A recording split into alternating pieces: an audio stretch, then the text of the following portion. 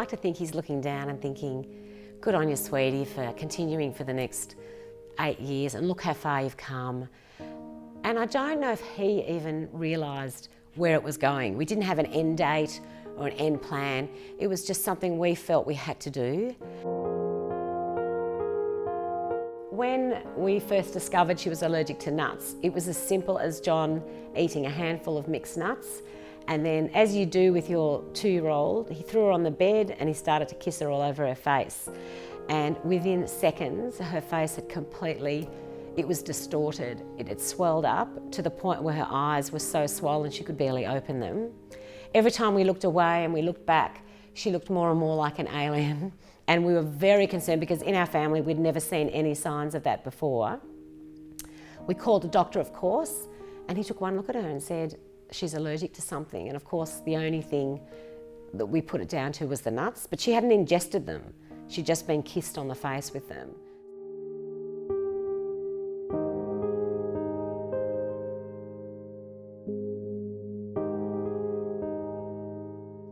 Jada was diagnosed with severe anaphylaxis, particularly to tree nuts.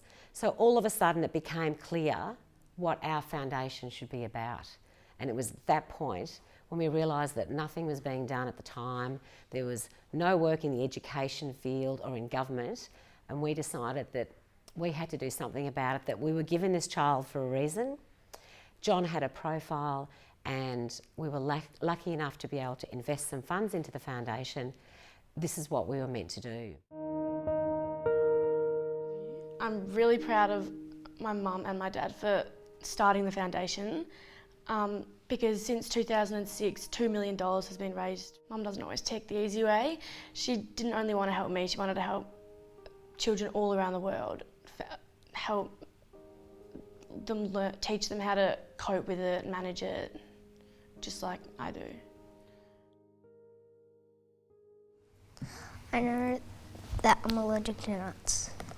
We first found out that he had an anaphylactic reaction to peanuts when he was just over 1 year of age. I'm allergic to eggs, fish and nuts. When I was a tiny little girl, my godmother actually fed me an egg flip, and I had my first reaction. And back in those days there was no such word as anaphylaxis was not known to the general public and generally even to my family. So I was raced off to hospital and they thought I was having a very bad or severe asthma attack. So I've kind of just always known that I was intolerant to nuts, and I've always feel, when I was younger, I'd always feel a bit sick when I had eaten something with nuts in it. But yeah, I found out I had anaphylaxis when I was 12.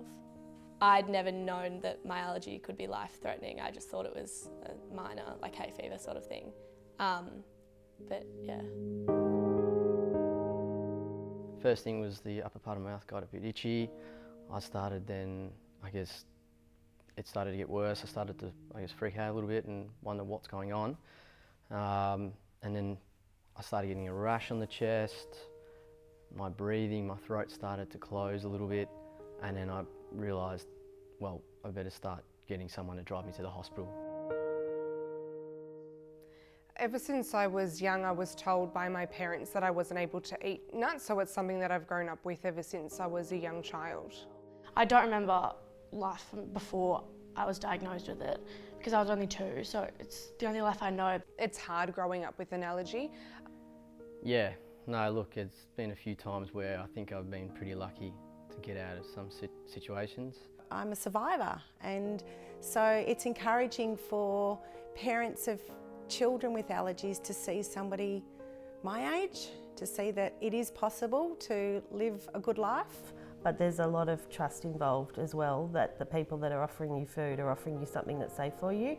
And I think that's the big challenge, is who do you really trust when you're a little kid? It only takes one mistake and that could destroy a child's life. And, you know, we're not a third world country. It's preventable through education and research.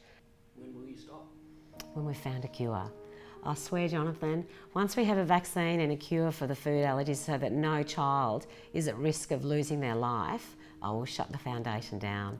And I hope that happens one day.